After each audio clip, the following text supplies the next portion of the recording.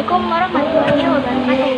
Kelompok 7 Praktikum Aquaculture Engineering saat ini berada di kawasan budidaya ikan air payau, yaitu ikan nila Oreochromis niloticus.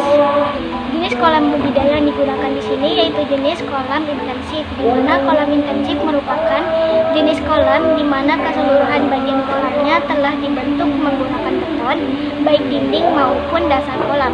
Ukuran yang digunakan sendiri memiliki panjang dan lebar sebesar 3 kali 3 meter dan dengan ketinggian 1,5 meter. Berdasarkan informasi yang diperoleh dari pembudidaya, diketahui bahwa dalam satu kolam dapat menampung 2.000 ekor ikan nila dengan awal pemeliharaan yaitu ukuran sebesar 3 cm dan dipelihara selama 4 bulan dengan tiap bulannya melakukan pemindahan ikan sebesar 50% dari jumlah awal ke kolam baru. Kondisi lingkungan yang berada di kawasan budidaya ikan nila memiliki karakter tanah yaitu lumpur berpasir dengan jarak antara kolam menuju bibir pantai yaitu sejauh 40 meter. Ikan nila atau yang bernama Oreochromis niloticus merupakan ikan air tawar yang termasuk dalam famili Sicilidae dan merupakan ikan yang berasal dari Afrika.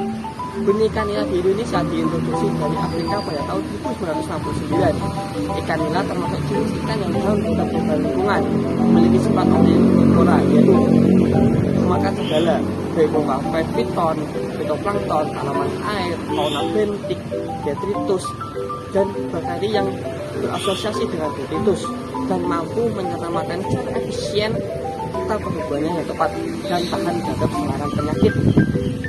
Karena ikan nila memiliki pertahanan tinggi terhadap serangan penyakit dan gangguan.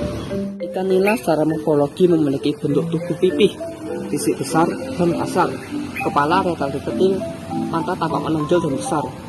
Peti mata berwarna putih dan garis seniteralis terputus dan terbagi dua. Ikan nila memiliki 5 buah sirip, yakni sirip punggung atau dorsal fin, sirip dada atau pectoral fin, sirip perut atau ventral fin, sirip anus atau anal fin, dan sirip ekor atau caudal fin.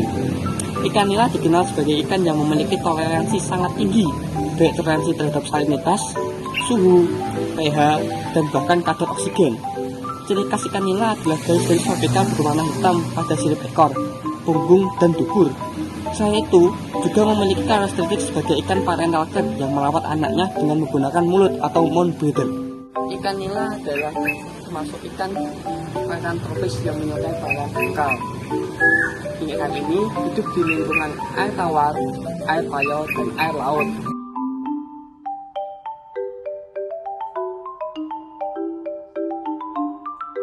Sarana dan prasarana yang terdapat di Balai Benih Ikan Kalideres. Yang pertama ada gedung riser yang juga digunakan sebagai gedung hatchery atau juga digunakan sebagai bangsal pemijahan.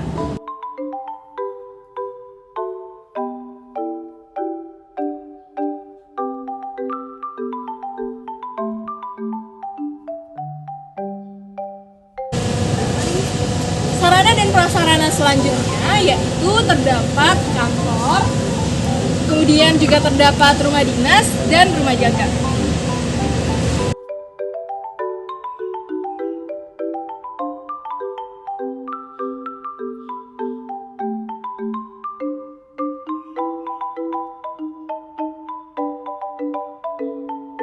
Selanjutnya terdapat instalasi karantina ikan, gudang pakan, gudang peralatan, gedung aula, dan pos penyuluhan.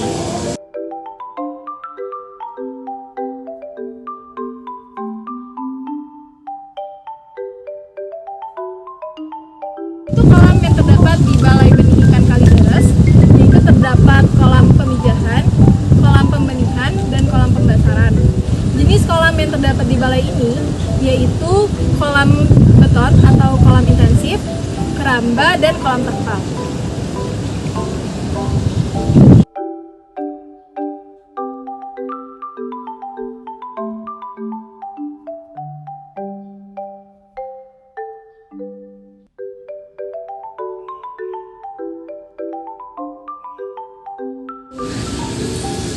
Untuk akses jalan menuju Balai Benih Ikan Kalidaris ini terbilang mudah dan karena dapat dijangkau oleh angkutan umum seperti ojek online dan juga angkot.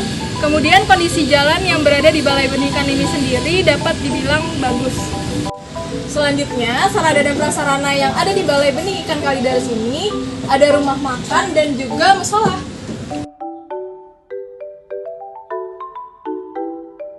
Di sini saya akan menjelaskan pengertian dari sumber air. Sumber air merupakan pertimbangan yang sangat penting dalam pemeliharaan ikan atau udang. Karena pada pemeliharaan tersebut memerlukan air yang cukup. Serta air yang digunakan harus berkualitas baik. Sumber air berasal dari sekitar perairan melalui alat bantu berupa pompa air.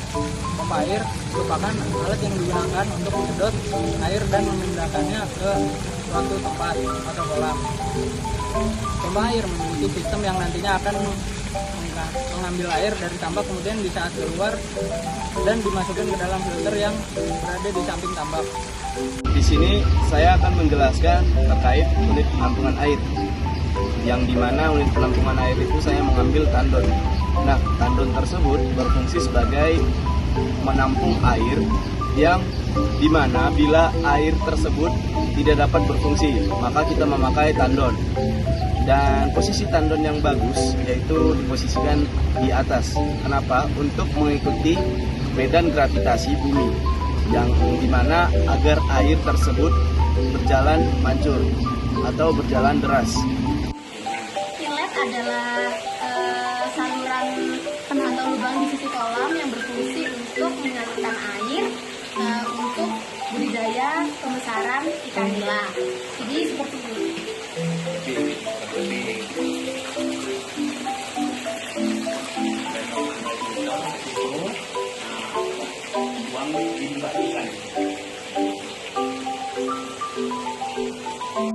Outlet adalah saluran pengeluaran air yang berfungsi untuk pergantian air, penebaran benih, dan pemanenan. Pada kolam pembesaran budidaya ikan nila ini, kolam ini tingginya sekitar 80 sampai 90 cm dengan sistem sirkulasi.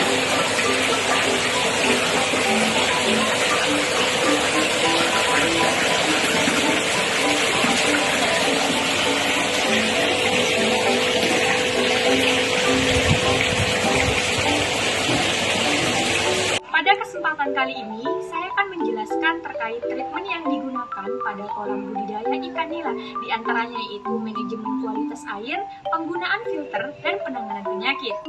Treatment pada manajemen kualitas air yang digunakan diantaranya adalah sistem aerasi.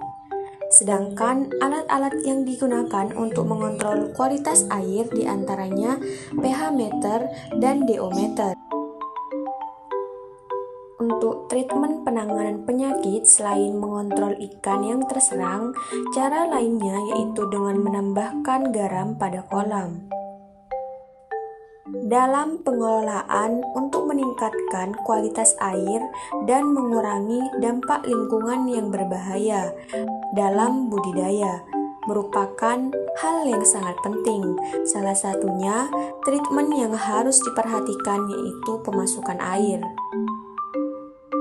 Pengelolaan limbah di kolam ini masih menerapkan sistem yang sangat tradisional, karena kolam ini berada di daerah rawa-rawa. Oleh karena itu, pengelolaan limbah tersebut masih belum memiliki sistem pengelolaan yang terstruktur.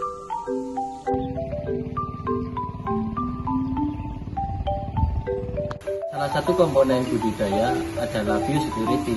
Biosecurity yang digunakan di Balai Benih Ikan di Kabupaten Lumajang adalah sebagai berikut. Biosecurity yang digunakan adalah dengan menggunakan waring dengan panjang 3 x 5 meter yang diatur sedemikian rupa hingga membentuk wadah atau kolam kecil untuk meletakkan benih ikan.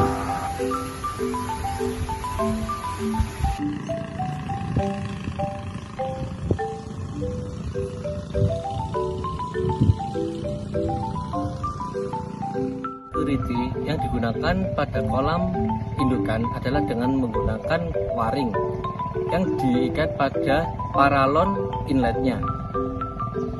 Hal tersebut dilakukan agar hama dari luar tidak dapat masuk ke kolam ikan.